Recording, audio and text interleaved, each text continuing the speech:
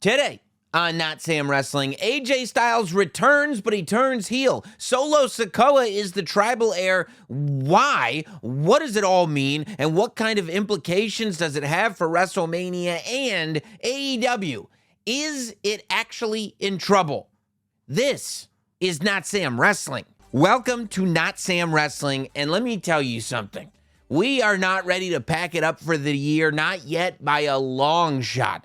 So much happening right now. We had 3 podcasts drop last week, plus the Patreon this week. More additional podcasts as on Wednesday on the audio feed and on the video feed. My in-studio interview with Maven will drop, and big announcement made last week. Royal Rumble weekend is coming to Tampa, Florida, and I won't leave it alone. Notsam Wrestling is tagging along. Come to the live Notsam Wrestling podcast Friday, January 6th. The day before the Royal Rumble, we're doing a 5 p.m. show in Tampa, Florida at Side Splitters Comedy Club. You're going to want to be there. These shows are always fantastic, phenomenal.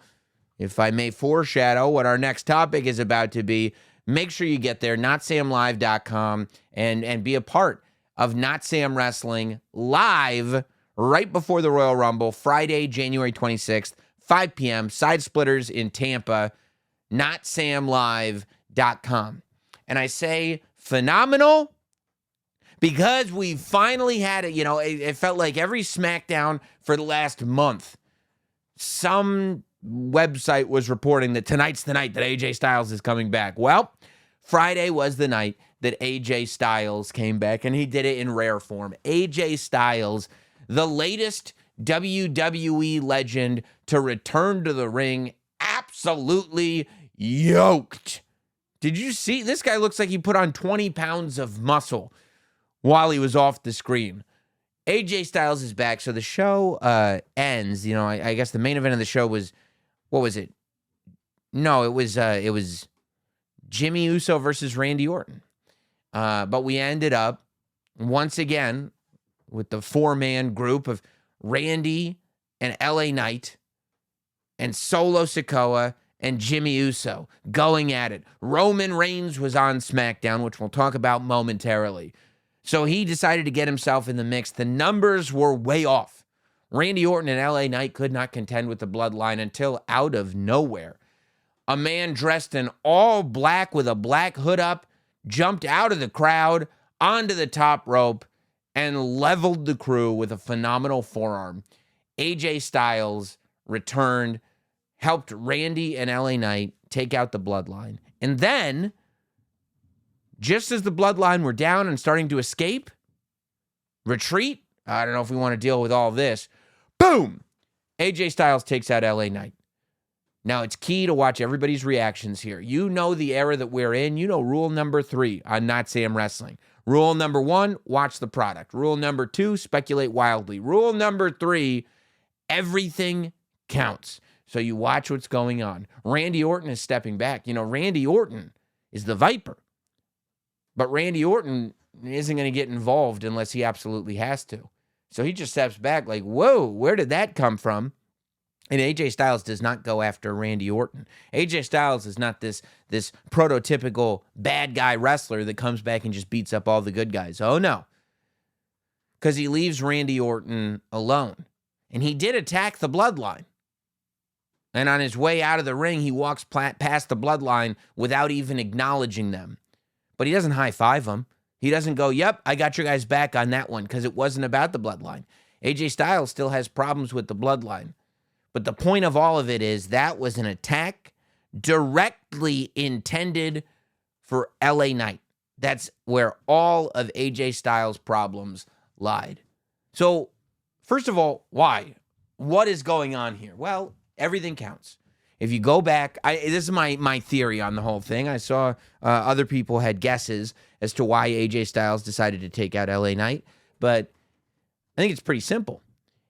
If you go back, however long ago it was, a month or two ago, to when AJ Styles was written off the show, AJ Styles was preparing to back up John Cena in John Cena's battle against the Bloodline.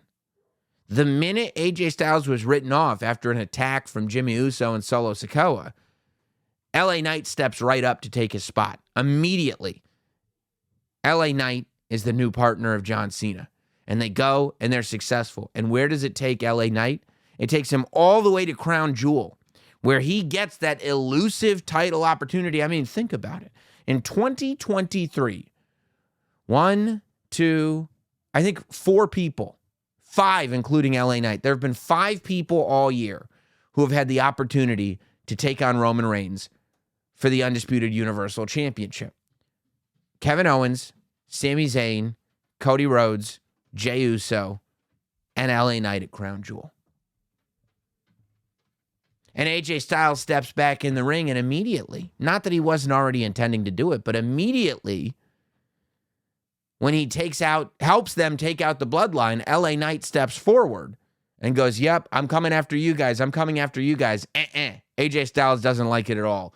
And he immediately takes out LA Knight. I think what this is all about is the fact that AJ Styles is one of only a handful of people that have been around in a top spot the whole time that Roman Reigns has been on top of the WWE and hasn't really had an opportunity to try to get the title away from him, hasn't had the opportunity to try to get the spotlight off the bloodline. And the minute that he did, he was taken out of action. Nobody had his back, but there was somebody there to take his spot. And that person was LA Knight. I think ultimately that's the story. That's the story that I got watching SmackDown. That LA Knight took AJ's spot, and AJ is still coming for Roman. But before he gets to Roman, he's going to make sure that LA Knight spends some time on the shelf. Which I love. It's been a long time since we've seen a villainous, a heel AJ Styles, but he was great when he was. He was great as a heel in TNA. I guess he was technically a villain in New Japan, but really, I mean, the most recent memory is on a high level, the beat-up John Cena era of AJ Styles. AJ Styles as a villain versus John Cena as a good guy was a great SmackDown main event rivalry. So I think this is going to be really good. And I think what this is really going to be good for is where it goes potentially. There's 2 directions that this could go in. There are those that want to see a 4-way at the Royal Rumble because that's where it's all going, right? The Royal Rumble, there's really 2 things to discuss. Who's going to be in the Royal Rumble match and who's going to win it for both the men's and the women's, and what's the Roman Reigns match going to be. So there are already people putting the fantasy match together of the fatal 4-way. Randy, LA Knight, AJ Styles, and Roman Reigns. And if that is the case, that works. And the fact that AJ Styles now has beef with multiple members of the match, we're now in a scenario where since we did it this way, it's not just 3 superstars that all want to attack Roman Reigns. It's problems within all 4 people, which is how fatal 4-way matches should be. But I think probably, and my scenario from this, the direction I would like to see this go in, is that it takes LA Knight out of the conversation momentarily. It allows you to go to the Royal Rumble with Roman Reigns versus Randy Orton and not have to answer for why LA Knight's not in that spot. Since Randy Orton has been back, while LA Knight and Randy have been teaming, they both have the exact same goal. Both of them are on that brand going after Roman Reigns. Randy Orton wants to go after Roman Reigns for a beef that was established a year and a half ago when he was put on the shelf, or however long ago it was. And LA Knight wants to go after Roman Reigns for a beef that was established at Crown Jewel after he was cheated, in his mind, out of the Universal title. So while right now they have a common enemy, at some point something's got to give, because who's going to be the one that gets the opportunity at Roman Reigns? Doing it this way, not only can you bring AJ Styles back into the fold, because you've got all these people that want a shot at Roman Reigns. Not only can you bring AJ back, but you can also excuse AJ and LA Knight from the Roman spot momentarily and have them kind of go after each other. I mean, you could have a Royal Rumble premium live event where you've got your 2 Rumble matches. You've got a Seth Rollins match. You've got a Roman Reigns match. And then you've got AJ Styles versus LA Knight, which is a huge grudge match. All of it is possible. And maybe the Logan Paul match as well. I would think that the winner of the tournament is going to go to the Royal Rumble to face Logan Paul, unless they're going to push it all the way off to Elimination Chamber. But I would think that that's going to be a Royal Rumble match. You've already got that's a very loaded Royal Rumble card. And that 2 Rumble matches, maybe Seth doesn't have a match then. 2 Rumble matches, a Roman match, a Logan Paul match, and then this LA Knight versus AJ Styles. That might be your whole card right there. Yeah, because that's 2 hours for the 2 Rumble matches at least. And then those 3 matches, one of them's a Roman match. The entrances are going to take an hour by itself. So we'll see. I mean, and then you don't even have either of the women's championships on the line. We'll see. We'll see where it goes. But I think that the purpose here is to take LA Knight and AJ Styles out of the equation as opposed to keeping them in the equation. But it could work the other way. We could be looking at a 4-way match as well. AJ Styles returning and turning heel and looking buff as all hell on SmackDown was one very notable thing. But the other notable thing was within the story of Roman Reigns versus Randy Orton. And Roman Reigns and Randy together is brilliance. Just in their mannerisms, their reactions, their vocal tonality, their facial expression. Everything about both of those guys is top-level performers. Everything that they're doing is worth being studied. Every single little decision that they made. I mean, they're literally 2 of the best of all time. And I know everybody's going to agree with me on Randy Orton, but there are still those that would think that I'm shilling when I say that about Roman Reigns. But it's ridiculous to argue that he's not one of the best ever. He just happens to be doing it very, very differently from anybody else. Within that masterclass of a rivalry, you had Roman Reigns saying that the next tribal chief is Solo Sikoa. It's the first time that he has just straight up said, nobody even asked him. He just went out there on SmackDown and straight up said, the next tribal chief is Solo Sikoa. And it was great as he's about to announce it. All the little stuff going on in that ring. He's about to announce Jimmy Uso takes off his jacket. He's starting to flex his arms a little bit so he looks good for his big announcement. Paul Heyman is looking at Jimmy Uso like Jimmy is a total moron. He's looking at Jimmy Uso like, what are you doing? What makes you think? Jimmy, what are you doing? And when Solo Sikoa gets the nod, Jimmy's not only got to act like it doesn't bother him, but there's this one little moment where he goes over to try to dap up Solo to congratulate him, and Solo doesn't see him. And he's just got to go like one of those like, okay, all right, yep, all right, cool. Cool. Because he doesn't get any response, looking like Fred Durst and Eminem at the VMAs. It was great. It was great. But what does that mean? What are the long-term ramifications? Because everything counts. Rule number 3. Everything's got long-term ramifications. What are the long-term ramifications of Solo Sikoa being the tribal heir? Well, I think it all boils down into what is happening with Roman Reigns. For coming off of WrestleMania, the thing was, it was like, okay, Roman beat Cena. Then he beat Brock a bunch of times. Now he's beaten Cody. It was like, all you've got left to do is fight members of the bloodline now. All you've got left is to split up the bloodline because Roman has no more opponents. This is the danger of having a champion be the champion for too long. Roman's got no more opponents, and this is all so boring, is what everybody said. But look at it right now. Right now, we are staring down the pipe. And Roman is looking at, here are the potential Roman Reigns opponents. AJ Styles. LA Knight needs a rematch. He's declared it. Randy Orton.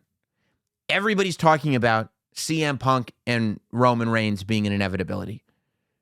Seth Rollins and Roman Reigns never settled what it was that they were working on. And clearly the Jey Uso stuff is not settled. You've got Cody Rhodes that's still looking to finish the story against Roman Reigns. Right there, off the top of my head, 7 opponents that are either subtly or not so subtly being set up for Roman Reigns matches. With this announcement, I would add Solo as the 8th opponent. Let's be honest. Solo Sikoa, the tribal chief position, is not a power. Do you really think there's going to be a peaceful transition of power? Do you think a day is going to come when Roman Reigns decides it's not time to be the tribal chief anymore? Do you think a day is going to come where Roman takes that tribal lei, that red tribal lei, off of his neck and places it on Solo? What about the Roman Reigns character would lead you to believe that he would ever peacefully relinquish the power of the tribal chief to another individual? All he's done throughout this entire bloodline run is manipulate family members to do his bidding. All he's done is gobble up power like he's famished. There is no peaceful transition of power. There is no day that will come when this Roman Reigns character decides, okay, I've done what I've come to do. Solo, it's your show now. Solo doesn't become the tribal chief through peace. Now, here's the thing about Solo Sikoa. He's also this silent but deadly enforcer. However, Solo lives by the code, if you pay attention to these characters, more than anyone else in that bloodline. Solo Sikoa is the absolute, that's what makes him the enforcer. He is the law of the bloodline. There's no emotion. There's no convincing him of one thing or the other. There is the law that the tribal chief follows, and that's the law. I thought this months and months and months ago, but I think it even more now that it's been declared that Solo Sikoa is the next tribal chief. At some point, Solo Sikoa is going to object to the actions of the tribal chief. At some point, Solo Sikoa is going to look at the tribal chief, and he is going to think, this is not the way a tribal chief should be conducting business. And as the heir to the throne, Solo is going to decide, it's my time to be the chief. I need to take this away before he destroys everything for everyone. That's going to be the moment that Roman turns babyface finally. When Solo becomes his greatest threat. Is that going to happen, within the next 6 weeks? Absolutely not. The seeds are planted. That's all it is. But all that said, now Solo is added as an eventual, seeds have been planted for Solo as an opponent to Roman Reigns. None of those opponents that I just said, you could argue, CM Punk versus Roman Reigns, you don't need a title. Rollins versus Reigns, you don't need a title. If we get The Rock, it becomes 9 opponents. You don't need a title for The Rock versus Roman Reigns. The whole draw of Roman Reigns, what makes him the tribal chief, is that try as they might, fair or unfair, nobody beats him. No matter what the story is. If Roman goes in, Roman's going over. Whether you want him to win or not, you're leaving with the knowledge that Roman Reigns is still the man. You can't just call yourself the tribal chief. You also have to be the champion. Because if you're not the champion and you still insist that you're the tribal chief, you're not the head of the table because you're not as good as the guy that beat you for the belt. That's what the belt means. It means you're the best. And if somebody else beats you, what are you, the head of the table for your family, I guess? But you can't go on SmackDown and say, hey, I'm the top person in my family. I'm the top Roberts. I'm the top guy. I'm the head of the table in the Roberts household. But if I go on SmackDown and grab a microphone and say, hey, guys, good news. I'm the number one member of my own family. People, who cares? What difference does that possibly make to us? We're on SmackDown. Nobody cares. Nobody cares. But if I said I'm the head guy in my family and also I'm the head guy here, the whole tribal chief thing, the whole head of the table thing is not this vacuum that is only for the Anoa'i family. It's Roman pointing to the camera and saying, that's my camera. This is my ring. These people are here to see me. This is my show. I'm the draw. I'm the money. I'm the reason the product's hot. And the reason he's able to do that is because he's got the title. So he does need to hold the title. The idea of Solo Sikoa and Roman Reigns arguing over who's the tribal chief if Roman's not the champion is like, okay, like, what are you the chief of then? Hey, I apologize for the interruption, but there is something very important that I want to remind you of as you're out there cheersing and drinking to your health and prosperity this holiday season. Remember that device in your pocket and all the insane websites that you visited on it, all the fan links that you've clicked using it. It may be a secret to old St. Nick, but it is not a secret to your internet service provider. No.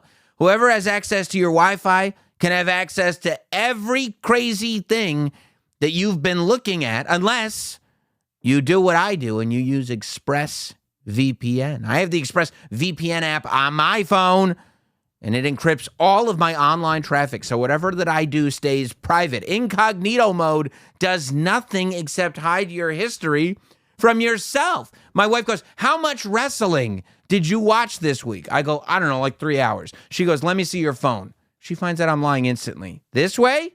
No. Nobody knows. VPN's on. You have no idea what I'm doing because my business is my business and I like to keep it that way. It's ridiculously fast. There's never any buffering. There's never any lag. You can stream in HD, no problem. I'm on the WWE network in the UK, even though I'm in the US because I got ExpressVPN. Just don't tell anybody about it, okay? Keep ExpressVPN turned on so all of your 3 a.m. Google searching stays between you and the man upstairs. You feel me? Take yourself off the naughty list with the #1 rated VPN. Visit expressvpn.com/notsam and get 3 extra months for free. That's expressvpn.com/notsam. expressvpn.com/notsam. Now, the Solo Sikoa thing could happen after Roman loses the title because then Solo would say, you lost the title. You're not the tribal chief. It's my time. Now Solo goes and beats Roman Reigns, and then Solo goes after whoever beat Roman Reigns. So that can happen with Solo. But the rest of them, it's like, you think CM Punk versus Roman Reigns after Roman Reigns just lost the title is a thing? No. You think the idea that, like, AJ Styles finally gets his Roman match, but it's after Roman's lost the title, is that a thing? No. We finally squashed the beef between Seth Rollins and Roman Reigns, except Roman wasn't even the champion anymore? No. So I'm sitting there watching SmackDown, and I start counting up these opponents, right? And then I look at the calendar, and I go, there's 2 pay-per-views before WrestleMania, 2. Even if you do 4 ways in both of them, you can't get there. You can't finish all these Roman stories that you're setting up before WrestleMania. It's not going to happen, especially in the Triple H era, where Triple H, he tells you in every press conference, I don't mind taking my time. People say, well, the bloodline's gotten cold. The only thing about the bloodline that is not as hot as it was before is that Roman hasn't been on television. When Roman's on TV, it's still the biggest story on TV. Now that CM Punk is back, it'll be interesting to see if that's still the case, right? That, I think, is what's going to be that deciding factor in whether the Punk Rollins match or the Roman Reigns match is night 2 of WrestleMania. But when Roman's on TV, the interest is still there. And as we build up to, and who knows, by the way, why Roman kind of stopped to such a degree in the second half of 2023. There may be reasons that I have no idea about, that you have no idea about. But I do think that when you look at the landscape and what's in front of Roman Reigns, I came on here before WrestleMania when we all assumed that we were watching Cody's story. We didn't realize we were still watching Roman's story. If you're watching Roman's story, you understand he's going to beat Cody Rhodes. But we all thought it was Cody's story. So obviously Cody's going to beat Roman Reigns, right? No. I shifted my perspective and I started watching Roman's story. And I said there's a good chance Cody ain't winning at WrestleMania. That there's going to be watery eyes leaving SoFi Stadium disappointed. And that ended up being the case. What I'm telling you now is if you look at the amount of opponents that are being primed for Roman Reigns and the amount of premium live events before WrestleMania, those numbers don't add up. Today, I don't think that Roman Reigns loses that title at WrestleMania. I don't think so. Will it be Cody versus Roman? Maybe, maybe not. What if it isn't? What if Randy turns after his match with Roman Reigns, maybe at Elimination Chamber, and costs Cody? What if Cody and Randy is the WrestleMania match? What if they have The Rock in their back pocket? What if they do Solo at WrestleMania? What if they realize that we've got Punk and Seth for night 2 of WrestleMania? So on night 1, we can do Solo versus Roman. What if that's when they do AJ? What if that's when they do LA Knight? They could. Or what if that's when they do Cody? And Cody doesn't finish the story then either. What I'm saying is, if you look ahead, there is an extremely arguable scenario where Roman Reigns is going all the way to SummerSlam to challenge the Hulk Hogan record. Then it becomes Bruno Sammartino, Bob Backlund, Roman Reigns. We are going to remember Bob Backlund here.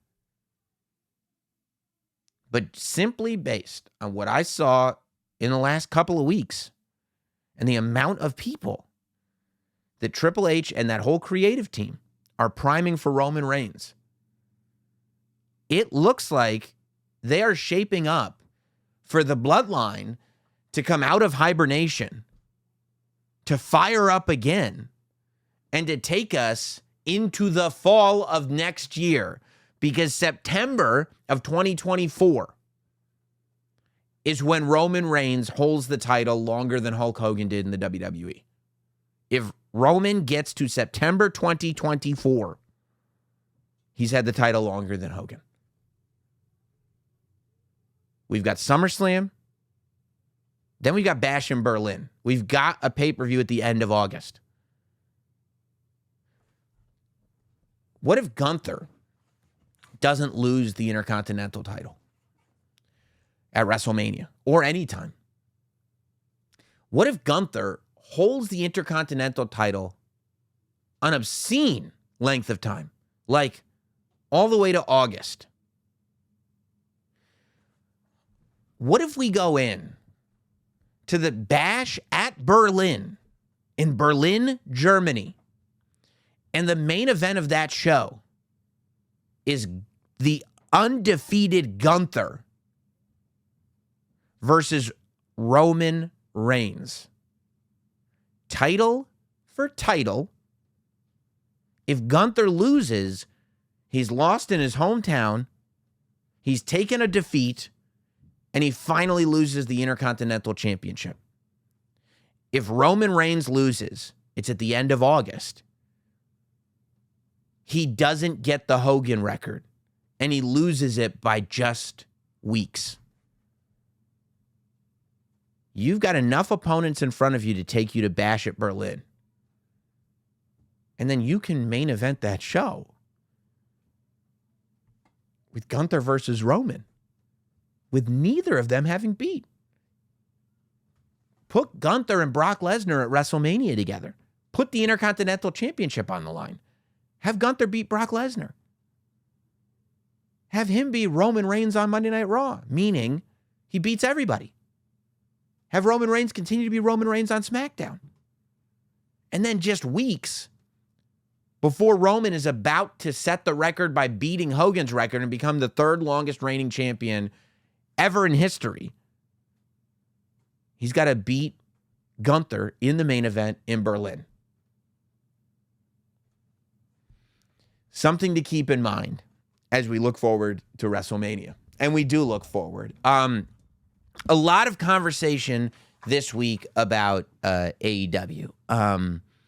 Firstly, probably the most controversial moment, they need to fire that referee who counted Swerve's shoulders to the mat while Mox had a handful of trunks. Mox had a handful of trunks, Swerve's shoulder was up, and now Swerve has a defeat in the Continental Classic. Terrible, terrible, terrible. Also, well, okay, I'll get into the storylines in a second. I'm joking, obviously. Definitely the worst news, for real, was the news we got that Kenny Omega is out indefinitely.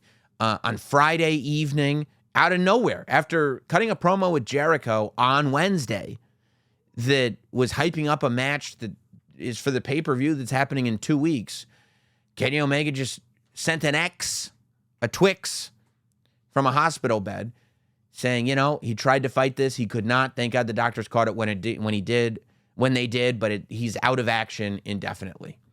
There are rumors that it's diverticulitis. I don't know if that's been confirmed by any of the involved parties, but that's the working rumor, certainly.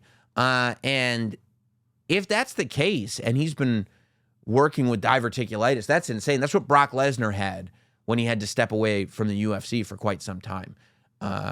That's a really, really serious thing. The good news is that they caught it. Like, we can all be glad that somebody did stop Kenny and make sure that he saw a doctor and didn't try to tough his way through it. Cody was talking about it actually earlier this year when I interviewed him, and I was talking to him about the torn pec, about how there's this like toughness that he worked through it. And there is part of that torn pec thing that he kind of wished he hadn't done it, because the idea of not taking sick days and not taking time off and not healing up is kind of not good. It's certainly not good for a career long term. It's the old way of thinking, and it's not something he's pro. And I think that's a good thing. People should be taking care of themselves. But if it is anything like diverticulitis, Kenny's going to be out for quite a long time, which is a big blow for all of us wrestling fans, but also just as a human being. You hope that Kenny is going to get the best care humanly possible, and that he'll get through this without any complications, because this is scary stuff, and be, better and healthier than ever on the other side. One can only hope, but definitely thinking all the good thoughts for Kenny Omega.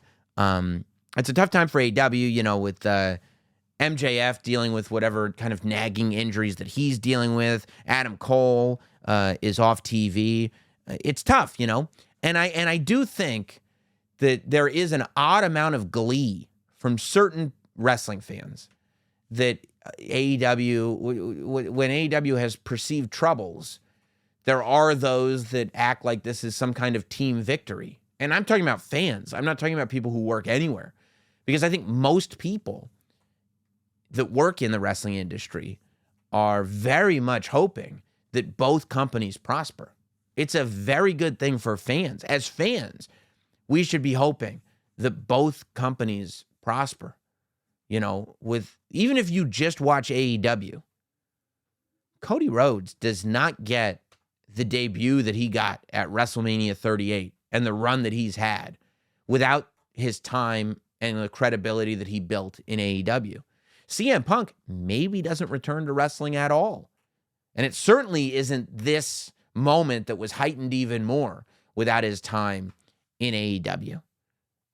Competition is good. You want more places for people to work. You want people to have the ability to make as much money as possible that are entertaining you every single week by doing what they do. And you want somebody keeping the other person on their toes all the time. There are people who would not be wrestling professionally if both organizations didn't exist in the United States. You know, there are people that you want, there are certain people that maybe WWE would go, we're not going to sign them. But they will if it's because otherwise, but if we don't sign him, AEW might sign him and it might become a star over there. We don't want that. We better sign him. That's a good thing. Or WWE goes, we don't want him. And AEW goes, well, we do. And then the world at large, those of us that, are not seeing every single independent promotion that happens on the internet can turn on cable TV and see guys get the opportunity to work in front of a mainstream audience. That's really, really good for wrestling. Plus, we just get really awesome pay-per-views. Like a couple times a month at this point. There's so many great pay-per-views this year alone. Between everything WWE, AEW, Ring of Honor did, there's been so many great pay-per-view nights this year. I've had a blast doing it. So you want everybody to prosper. But it does seem like, when rumors of complications in the TV deal come up and where's Raw going to go and what does that mean for AEW, people start actively rooting against companies to succeed. That doesn't make sense to me. When video games aren't doing as well as they should be doing, people actively root for failure. Doesn't make sense to me. When ticket sales become a public thing, it just doesn't make sense to me that people would root for certain companies to have smaller ticket sales. And by the way, when AEW first started, it was happening in reverse. When AEW first started and WWE was doing shows where the hard cam side was empty, people were taking those pictures and they were celebrating the other side. So it's not to say it's one side or the other. It's just a thing that I think is short-sighted amongst wrestling fans. Tony Khan addressed it at the Ring of Honor Final Battle, which was a great pay-per-view, by the way, press conference, where he basically went off on how bad Twitter can be, which is a common narrative, but I think yes, Twitter can be bad, but Twitter is only the end-all be-all if you make it the end-all be-all. Twitter doesn't dictate everything unless you pay attention to it. It's easy to get Twitter out of your head. Just don't use it as much. You don't even have to block it. Just don't be obsessed with what's going on Twitter. I think that the issue comes when you're getting very, very positive response on Twitter and you like it and it feels good and you lean into it and you focus on it and you go, look at all these great tweets I'm getting. Well, now you've acclimated yourself to reading all the tweets that come in because they're all so good and it feels good. Well, what happens when the tweets get bad? Well, if you've already conditioned yourself to reading all the tweets and to taking them seriously because they were good, now you have to, by the logic in your own brain, take the negative ones as seriously. It's a double-edged sword. When I see people, going crazy trying to get great Twitter response and acting like getting excellent response on Twitter is the end-all be-all, I go, good luck to you. Because if the internet turns, if Twitter turns, you're going to have to take the negative stuff just as seriously. Twitter is a spot. And Twitter is something to pay attention to. It's a voice, but it's not the voice. And when you're running a business specifically, Twitter isn't the end-all be-all. The bottom line is the end-all be-all. That's where your head should be, looking at the books. How do we make money doing this thing? How do we get it in front of the most eyeballs? How do we get people excited about this? And those answers aren't going to be on Twitter. Those answers are going to be in who's buying tickets, who's watching the television, how much are television networks willing to pay for your product, how many people are buying pay-per-views. All of that is where all the attention should be. Triple H does a press conference. He doesn't go, hey, we had a ton of great tweets for this pay-per-view. We had more good tweets for Survivor Series than we've ever had. We had more cage match star ratings than we've ever had. No, he goes, this was the highest earning Survivor Series we've ever had. We made more money this year than we ever have for Survivor Series. And in this town, we made the most money we've ever made since we ran WrestleMania here. You know why he said? Because that's what matters. That's how you know if a business is healthy or not. And I think that AEW has all the ingredients right there, right? As you're watching the show, you know, you can point out the negative all you want. But you can also look at the fact that, like, how about this? Just in terms of the wrestling, they got Samoa Joe. Who the hell in the world is better than Samoa Joe? Every time that guy comes out, I go, yeah, Samoa Joe rules. Samoa Joe kind of has become, but really should be looked at as the backbone of that company. Samoa Joe is their Undertaker, and he should be treated as their Undertaker, both in the locker room and on screen. And I don't mean like WrestleMania. I mean like WrestleMania 26 Undertaker, where it's like he ain't going to wrestle often, but when he does, he'll give you match of the year. That's what you've got with Samoa Joe. And when he's not wrestling, he can do whatever you want. The difference between The Undertaker and Samoa Joe is that Samoa Joe's character doesn't stop him from doing everything else. Samoa Joe can literally do everything in wrestling without it, you know, being weird that the dead man is on commentary. Undertaker can't do commentary. It's not because he's bad at commentary. It's because he's a dead man. Samoa Joe can. He can do it all. And I think it's great. Although I'm watching the Samoa Joe segment and you know, the Devils and everything, and the Devil's henchmen, I still think that the Devil is Britt Baker. It's what makes the most sense. I really hope it's Britt Baker. I hope to God it's not Jungle Boy. But, dude, I mean, has there ever been anything more obvious than the fact that Wardlow is one of the Devils?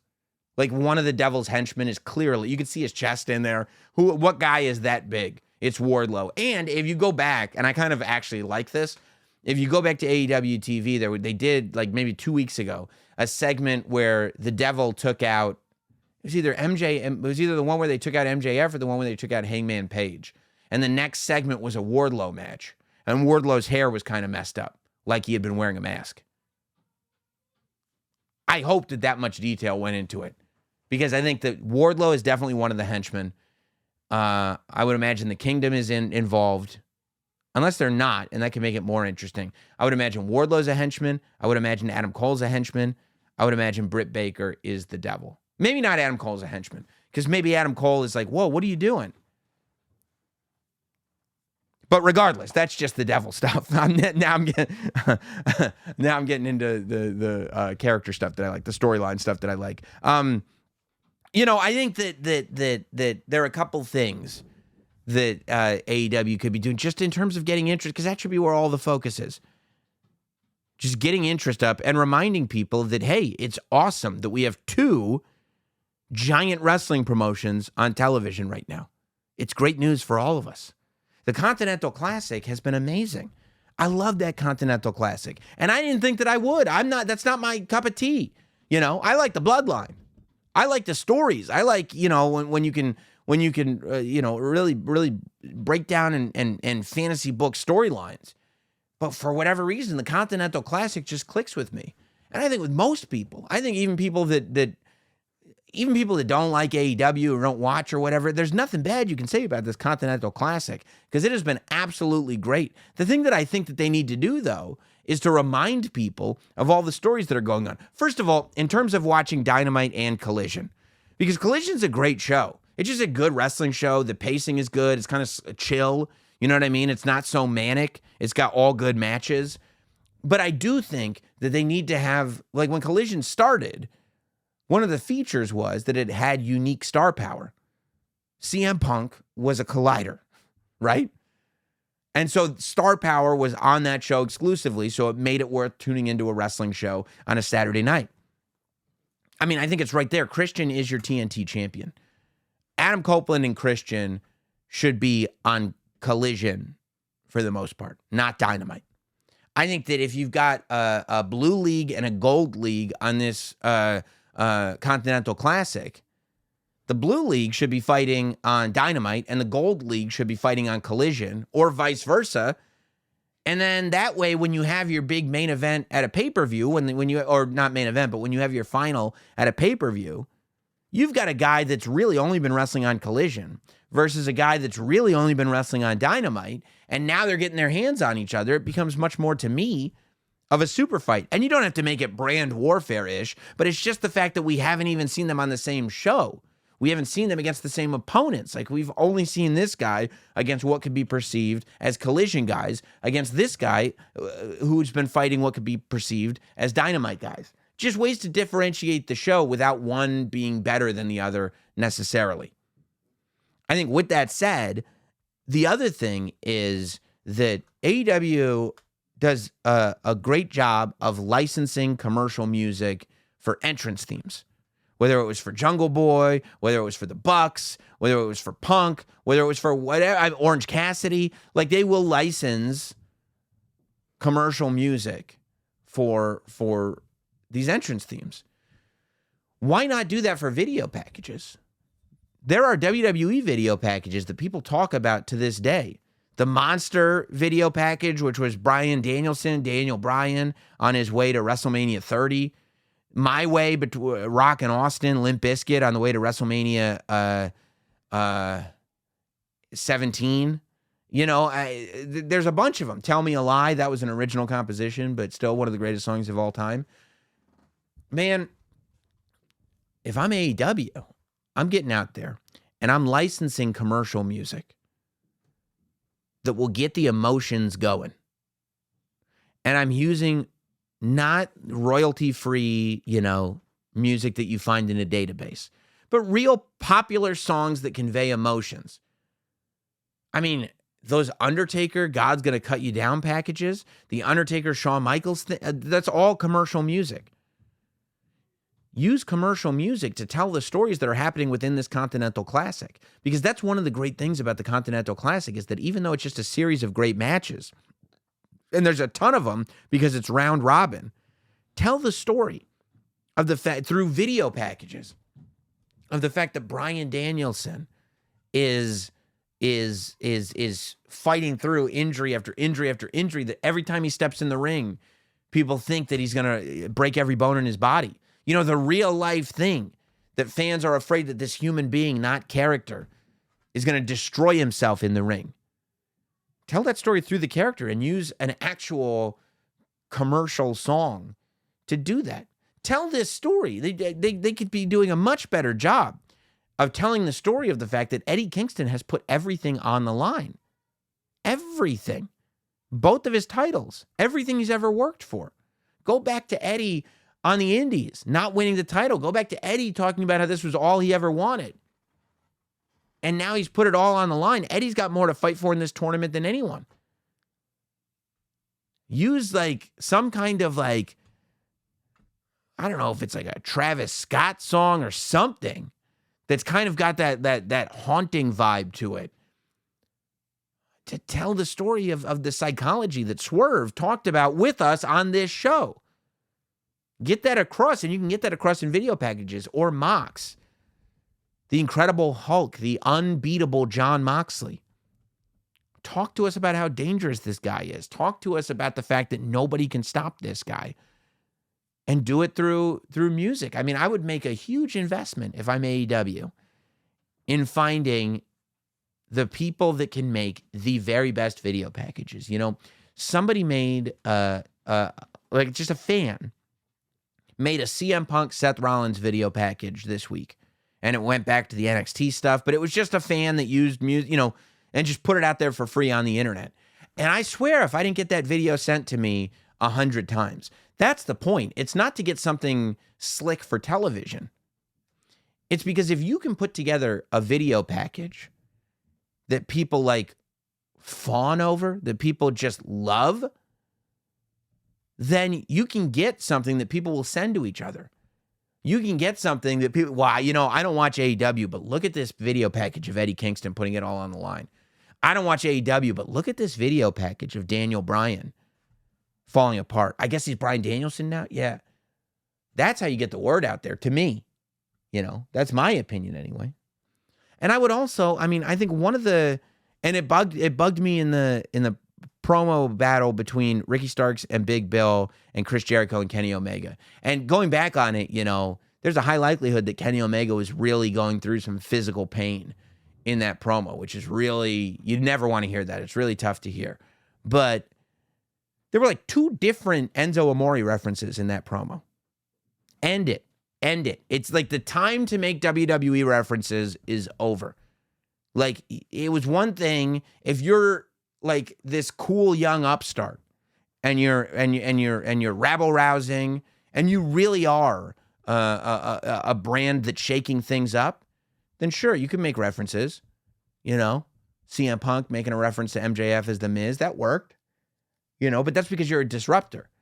Right now, AEW's got to reposition themselves to continue to be it because they're not disrupting anything right now. I think that all the WWE references have to stop. No more taking shots at people. All of it has to stop. If Tony Khan wants to take a shot at Disco Inferno on Twitter, I'm not going to tell Tony Khan how to use social media. I will say it's tough to complain about how negative Twitter is and then take a shot at Disco Inferno 24 hours later. But, you know, I'm not mad at anybody. If you want to take a shot at Disco Inferno, take a shot at Disco Inferno. The key is, don't make these WWE references. Don't tweet about WWE. Don't reference them in promos. Don't reference their characters. Don't reference their intellectual property. Don't reference anything. AEW should be a world into and of itself. AEW should exist on a planet where the people that are doing AEW don't even think about WWE.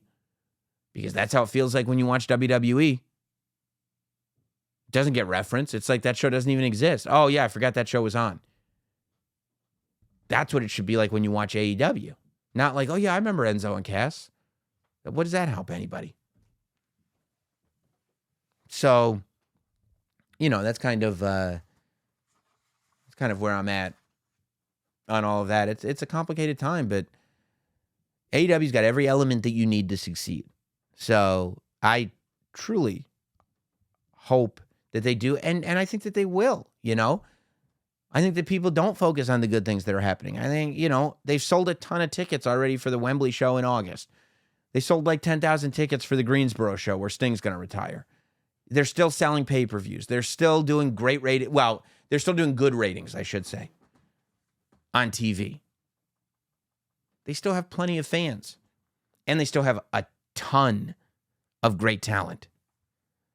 So let's mix it up in 2024. Let's mix it up. And don't forget, everything counts. And everything counted in a big, big way on Monday Night Raw. Just as I bring everything counts as the third rule to Notsam Wrestling, we see Becky Lynch and Nia Jax having a rivalry that dates back to November of 2018 because everything counts. Everything. We're going back to 2018 when Nia Jax punched Becky Lynch in the face and made it so that Becky missed what would have been the biggest match in her career. Now, if you look back on it, it probably ended up for the best. The fact that we missed that Becky Ronda match at Survivor Series is what made Becky even bigger and brought her, because I think, if you think about it, like the main event for WrestleMania 35 was probably always supposed to be Charlotte versus Ronda. And we're going to do Becky versus Ronda at Survivor Series. The fact that we never got Becky versus Ronda made Becky even bigger, so that when she came back, it was like, you know, Bryan Danielson in WrestleMania 30. Like, we have no choice but to put Becky in this main event because she's the man, and she was. The fact that that's the story that's being told now is awesome because we never got resolution on it, and everything counts. AJ Styles and LA Knight, everything counts. Nia Jax and Becky Lynch, everything counts. Miz and Ciampa, everything counts. Let's get to some news and notes real quick before we get into the emails. Yet Liv Morgan, we saw that. Liv Morgan arrested for, I guess, some kind of, I mean, she had a vape pen with maybe like synthetic cannabis. It's crazy that this is still that kind of a charge. I truly hope that this is a blip and that it doesn't affect her career whatsoever. I'm bummed about Charlotte Flair being out for 9 months. They announced on SmackDown she's out for 9 months. after her injury with an ACL thing. That's real tough. It was very interesting to me. I felt like right after they announced that Charlotte was out, they put together a video package that showed how powerful Damage Control was. So I do kind of wonder if at one point the plan was to split up Damage Control and have Bayley rejoin Charlotte and Becky comes over and Sasha Banks and the whole thing. And now that Charlotte's out of the picture until maybe the summer, they're putting the brakes on that, which would be the second time. It felt like Damage Control was going to break up several months ago, but then Dakota Kai went down with the injury, and they left Bayley and Io together. So, I don't know. These things keep happening, and Damage Control keeps surviving. Anyway, I mean, speaking of women's wrestling, I guess Thunder Rosa is back wrestling. I would have thought that it would have been a bigger deal. See, so on Collision, she popped out of the commentary booth and helped out Abaddon. And I thought that maybe this was just a moment because they were in Texas. Thunder's from Texas. So maybe they were just letting her get physical for this night. But then they announced next week on Collision she's going to be in a tag match with Abaddon. I would have thought that somebody who went out as a champion and has been on the shelf for well over a year, it would be a bigger deal than this when she came back. But I don't know. I guess she's back. Good for her. And then Carmelo Hayes entering the United States title tournament, winning. Great match with Grayson Waller. Great interaction with Kevin Owens, because I was going to say on the I was like writing it down. Oh, I'm going to make a point on the podcast that Carmelo Hayes and Kevin Owens could be compared to John Cena. It could be compared to Kevin Owens and John Cena. But of course, they made that point for me. The point was made after the next commercial break on SmackDown. Why was the point made? Because everything counts. Now with that tournament, we've now got Carmelo Hayes and Kevin Owens in round 2. Odds are that you're going to have Grayson Waller and Austin Theory cost Kevin Owens that match, and Carmelo Hayes moves on to the finals against Lashley or Santos Escobar. Which, if that is the case, I feel like it makes more sense to do Escobar versus Carmelo. I mean, if it wasn't for the interference, I would almost say Kevin Owens versus Carmelo Hayes is like all about Carmelo having a ton of great offense, but eventually Kevin Owens does win and continue. And I think that still might happen, because if you look at it, it's like one of these people is going to wrestle Logan Paul. Carmelo Hayes, Kevin Owens, Lashley, or Santos Escobar. One of those 4. And if you give me those 4, it could be Lashley. But I kind of wouldn't be surprised if Carmelo Hayes and Logan Paul is the match. Like, I kind of wouldn't be surprised if Carmelo Hayes beats Kevin Owens, if Lashley beats Santos, and then if Carmelo Hayes is able to squeak one by Lashley. Because then you tell the story of this guy who was not only able to come up from NXT and beat Grayson Waller, which is, okay, that's cool, but he beat Kevin Owens and Bobby Lashley. This rookie phenom, Carmelo Hayes, now goes to pay-per-view and takes on Logan Paul. And that's how you tell the story of, because I don't know that anybody's going to believe that Logan Paul's going to lose. But if you build momentum for this Carmelo Hayes and have him really chalk up these very, very significant victories, you might actually be able to convince yourself that he's going to beat Logan Paul. Then you could have Logan Paul beat him at the Royal Rumble. And then when he gets back to NXT, he's being driven even more crazy because Trick Williams is doing so well. And Carmelo Hayes almost had his main roster glory, and it was snatched away from him by Logan Paul. I would advocate for Carmelo Hayes winning this tournament, but that's just me. You tell me what you think. You can leave it in YouTube comments. You could leave it in an Apple review, or if you want to talk about it on the show, you could email it in. We read emails here on Notsam Wrestling.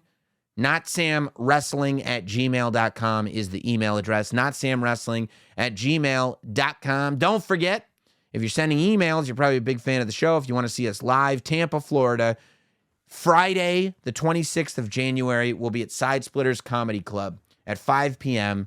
Tampa, Florida. You can go to notsamlive.com for tickets. That's Royal Rumble Friday, the day before the Rumble. If you're in town for the Rumble, get there Friday, 5 p.m. Come see me and whoever I've got with me at Side Splitters Comedy Club. Mark, what's your name? Mark writes in, hey, Sam, first time, long time from Scotland. Love that. I've been thinking for a while that the very best wrestling story for Cody to finish would be this. Wins the title, likely at Mania. I don't think so. Shows up on Raw to thank everybody and get his flowers. Then 2 days later shows up on Dynamite. What are you talking about? I don't need him to be wearing the belt.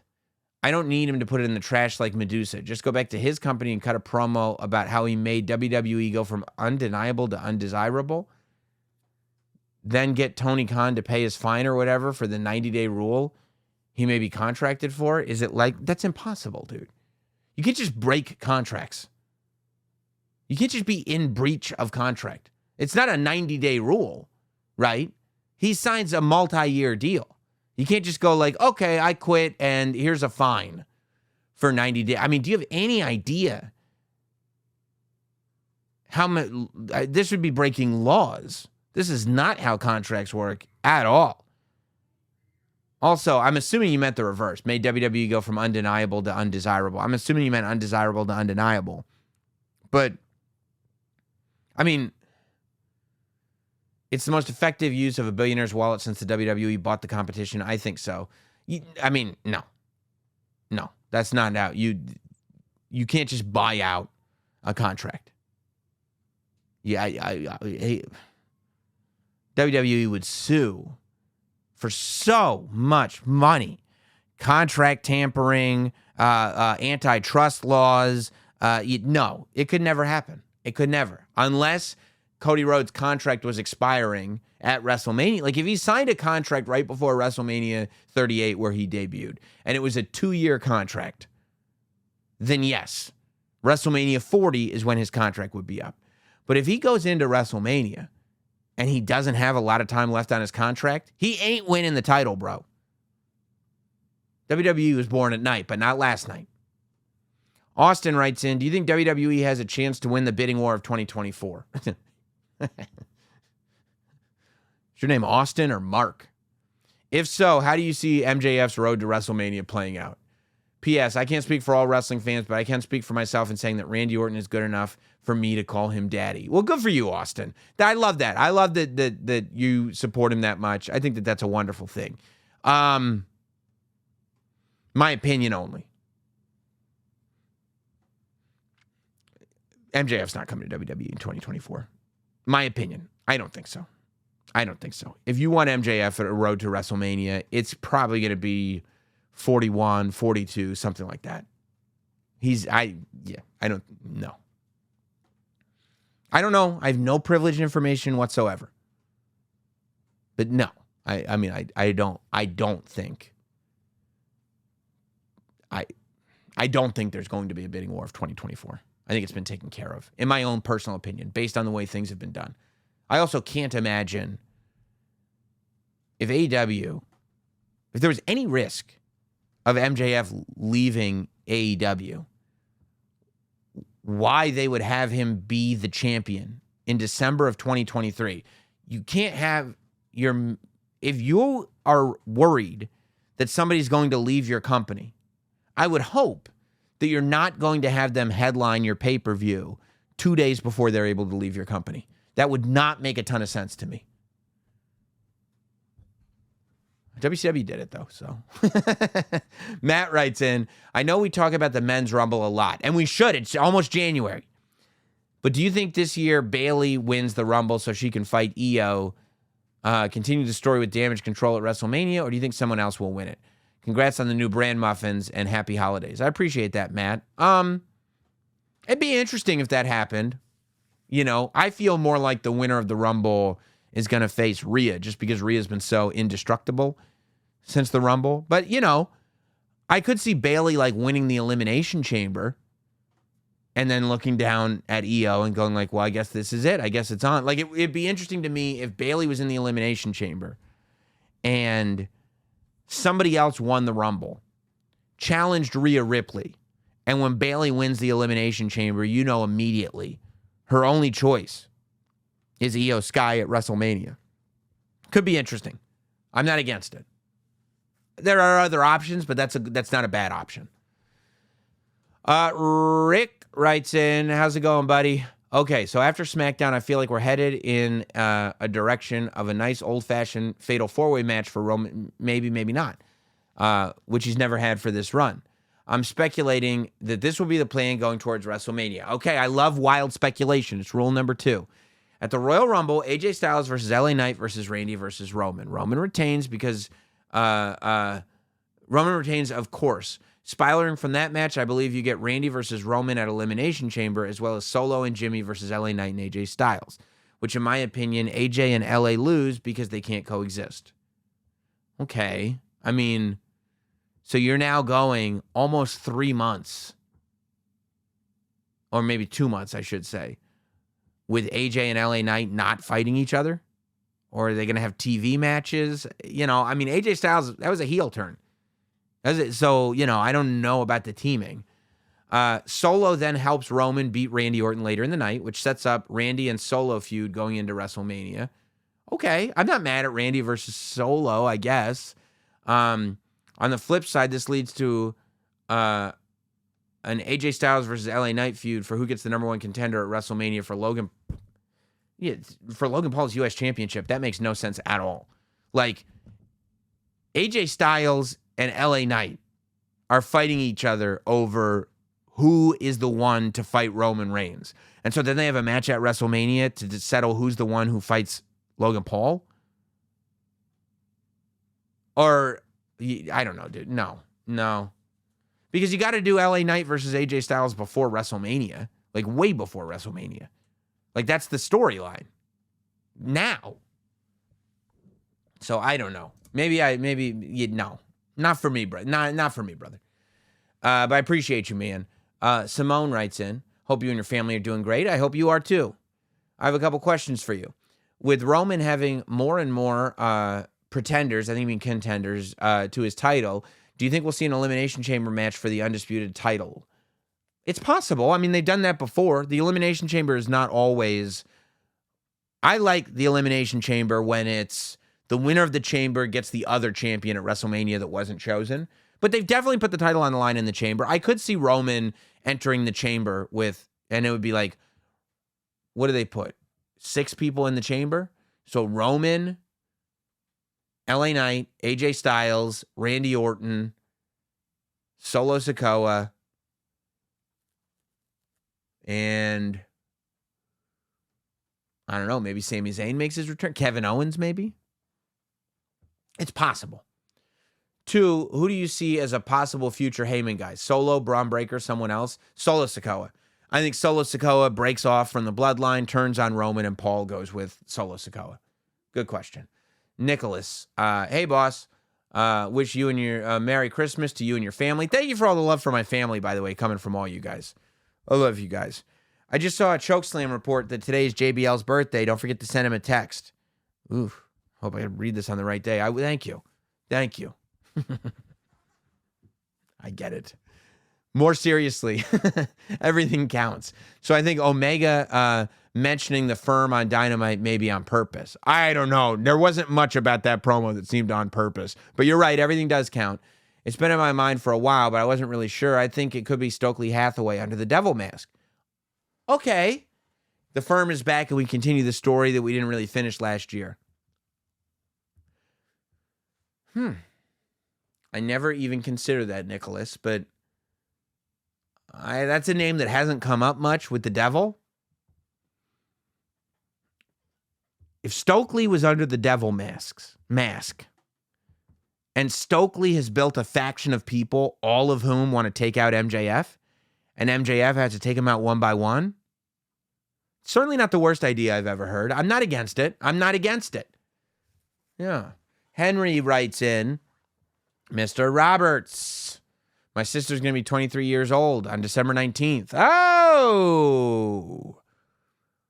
Caroline, she's getting her PhD in neuroscience. She taught me everything I know about wrestling. I love her so much. That's wonderful. Listen to you, Henry. She listens to your podcast every week, and I would love if you could tell her happy birthday. Happy birthday, Caroline. Boy, you really snuck your way out of buying a Cameo, Henry. Good for you. Good for you. Yes, happy birthday to Caroline. Also, what do you think about Cody and CM Punk teaming up at WrestleMania against Seth and Shinsuke to both finish their stories together? No possible way. I would love to see Cody and CM Punk team up on the way to WrestleMania, but no possible way will they team up at WrestleMania. Pancho writes in from Ecuador, my man. Fourth time emailer here, and yes, I'm keeping count. Okay. Fourth time I've read it, or fourth time you've sent. I believe Seth should be a heel against CM Punk at WrestleMania. Here's my pitch on how I would do it, and I'd love to hear your thoughts. I'll give you my thoughts. First off, I love Seth Rollins. However, I've noticed that in every single one of his title defenses, I found myself rooting for the other guy. Also, I love heel Seth Rollins. Okay, I don't think that's unfair. I love heel Seth Rollins too. In fact, his last two defenses were against two of the most over superstars on the roster, Sammy and Jay. Yeah, it could start a pattern of making Seth defend his title against other guys who are really over with the crowd, okay? At first, it would be friendly competition, but eventually he could start noticing the crowd support for his opponents, start to get more annoyed defense after defense. This, plus his frustrations against CM Punk being treated like a megastar, could be his motivation for feeling paranoid and scared to be left as an afterthought, even though he's the world champion. He could progressively start fighting in a more heelish way. He eventually cheats to win out of desperation.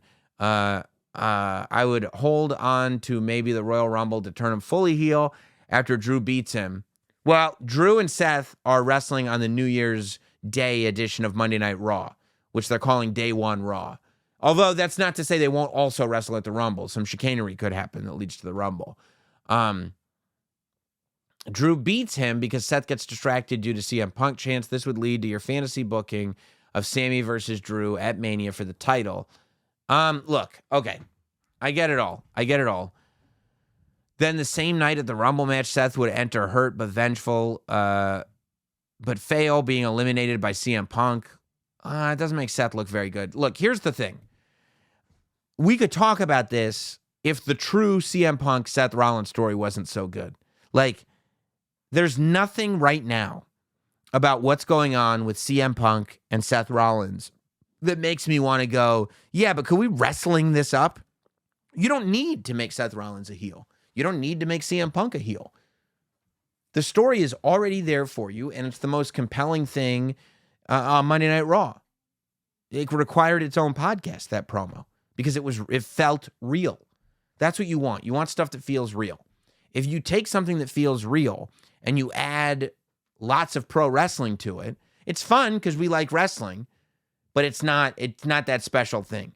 That story that you just laid out is not night 2 of WrestleMania. But the promo that I saw on Monday between Rollins and Punk, that's night 2 of WrestleMania.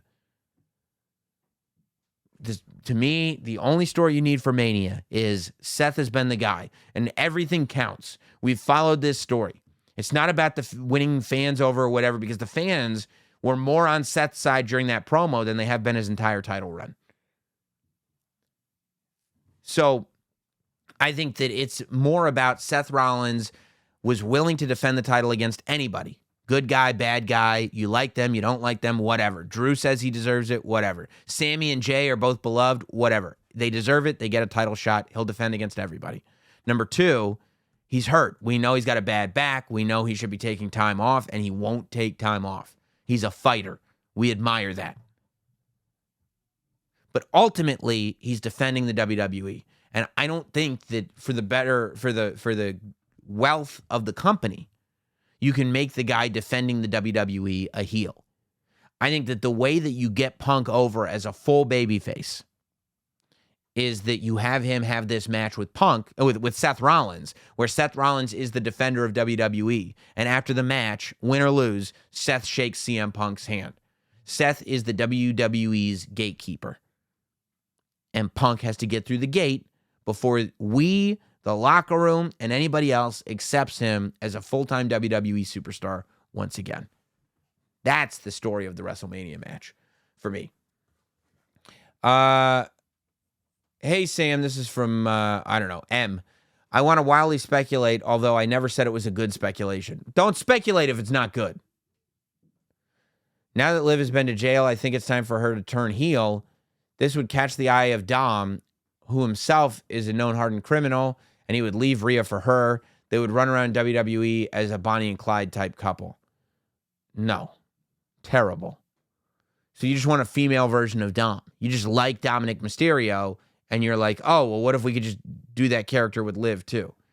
That's terrible. The reason that Rhea and Dom work so well is that Dom pretends to be this hardened criminal, but Rhea Ripley is clearly the one who wears the pants in that relationship. But she co-signs Dom as this hardened criminal.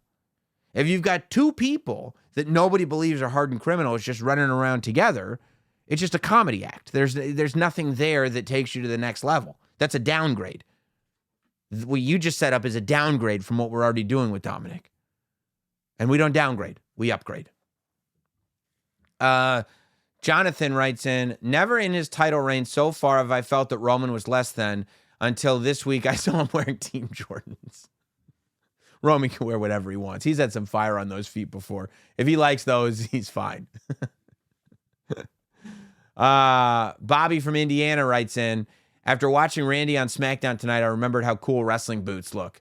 What do you think? Why do you think boots have made a decline in popularity amongst wrestlers? I think wrestlers just like to do things differently, and in doing things differently, they all end up doing the same thing. I'm with you. I love wrestling boots. That's the one thing I'd love to have in my collection. Like, I love a pair of Stone Cold's boots. I think they're awesome. Randy's wrestling boots rule. You're 100% right about that. Just old school boots. If I were a wrestler, I'd have old school boots on. My ankles are probably too skinny, though. Kyle writes in, who's on your Mount Rushmore if not Sam emailers? You aren't, for that dumb question about Mount Rushmore. Bradley writes in, which world title booking scenario do you see coming to fruition? Okay, this isn't which is better. Which is more likely to happen? There are three here. 1, Drew wins Raw Day 1, wins the title at Raw Day 1, wins the rematch against Seth at Rumble, faces Brock at WrestleMania in a world title match. All right, that's 1. 2, Priest cashes in on Seth at Day 1, wins the title. Brock wins the title at the Rumble against Priest. Brock faces Gunther at WrestleMania for the title with Gunther. Okay. 3, Seth as champion faces Punk at WrestleMania. What are you asking me? 3 is most likely to come to fruition. The first 2 aren't going to... Why are you so obsessed with Brock being the champion at WrestleMania? 3 is the most likely. I think, there's a version where at Day 1... Damian Priest cashes in, pins McIntyre. You go to a triple threat at the Rumble. Seth, McIntyre, Damian Priest. Seth pins Priest. He's back to being the champion now. Then Drew faces Seth at Elimination Chamber. Seth beats Drew. Then Seth goes on to WrestleMania against Punk. But then then you get upset because Brock's not there. What are you talking about? Jeremy writes in, one of my favorite episodes you've ever done is the story arc of Triple H's theme music that went along with his career. If you were to do another one, who would be a good one? Edge, Randy, Cody? Well, I mean, I don't know if there's anyone else that it's as good as Triple H. Like, I've said this before, I did a whole podcast about it. You can find it on YouTube. You can find it on the podcast feed. If you go through Triple H's entrance themes and just play them each one back to back in chronological order, it tells the story of Triple H's career. You know who you could do that with? And this is very artistic of me. But if you were to make a movie about this person, their theme music could score it. One other person. The Undertaker. The Undertaker's music, because there are variations of it that happen throughout, right? You've got the original very slow music. In 94, Purple Undertaker, they changed it up a little bit. That's when they added some more strings, I think, right? You get to like 97 Undertaker, they Attitude Era it up. 98, they start adding the satanic chants and stuff in it. Then it goes to Corporate Ministry, right? You can add that in there. Then you go to American Badass. Then you go to Keep Rolling, Rolling, Rolling, Rolling. What? Then you go to his WrestleMania 20 entrance music. Yeah, it's definitely Undertaker. I got to go through all of Undertaker's themes now and see how it inspires me, what story it tells me. Great question. All right, we got Patrick from the Big Island in Hawaii. Love your show. Been listening to your podcast while I'm driving for work, and I think you giving this wrestling nerd a community, and I thank you for giving this wrestling nerd a community to belong to. I thank you, my man. I mean, let's not pretend. I've talked to people about this before. There are some people that go like, well, yeah, it's a wrestling show, but really it's for everybody. Yeah, it's a wrestling show, but we talk about whatever because we want the non-fans to... No. This is a wrestling show for the nerdiest of nerd fans. All we're going to do is talk about wrestling, and we're going to go as deep as humanly possible. That's what we do. That's what I do. First off, I want to talk about the best in the world, CM Punk. I think he's going to remain a face. I would agree. He is that badass Punk that I've been waiting for to beat up and stand up to all these heel stables and bring back balance to the WWE. I like that. You're right. A cool baby face, right? Like not a squeaky clean baby face, but like CM Punk and Jey Uso are both really cool baby faces. Jey Uso is like a hip baby face. Punk is like a badass baby face. I'm with you. Sometimes the only way to beat the heels is with the best heel in the game, CM Punk, and this time around as the best baby face in the world. I'm with you.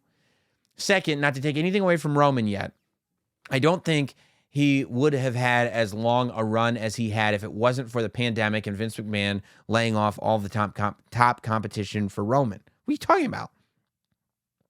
For Roman from WWE and left him as the only big dog in the yard. Now as a heel, yard. Side note, Andrew Galloway should have been the undisputed Universal Champion back at Clash at the Castle.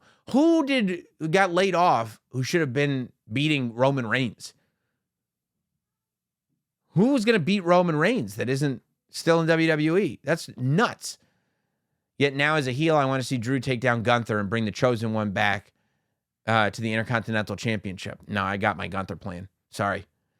My wild speculation for 2024, CM Punk takes the WWE Championship from Seth, Randy ends Roman's championship run, and Cody ends the story by taking down CM Punk. Long-term storytelling keeps going for 2024.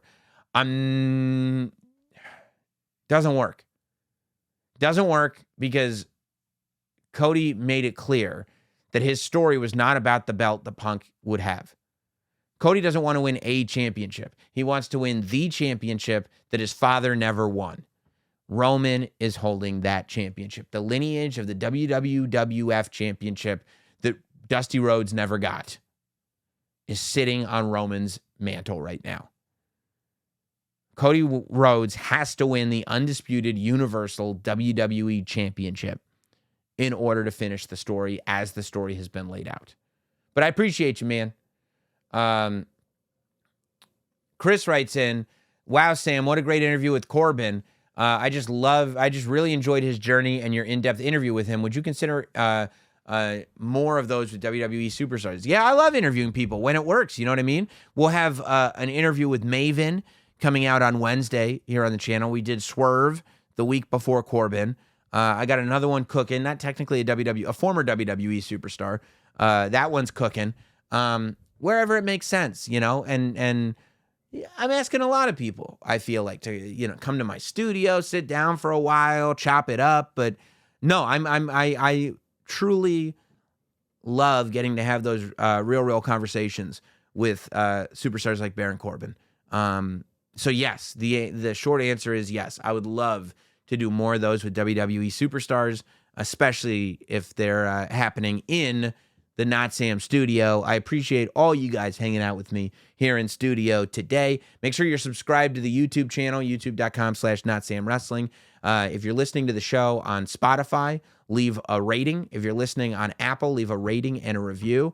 And if you got that SiriusXM app, if you listen to me in the morning with Norton, Not Sam Wrestling is also available on the SiriusXM app. So you can just look up Not Sam on the SiriusXM app, add it there. It's all good. However you want to consume, just consume. We'll see you on Wednesday for the interview with Tough Enough One champion, Maven.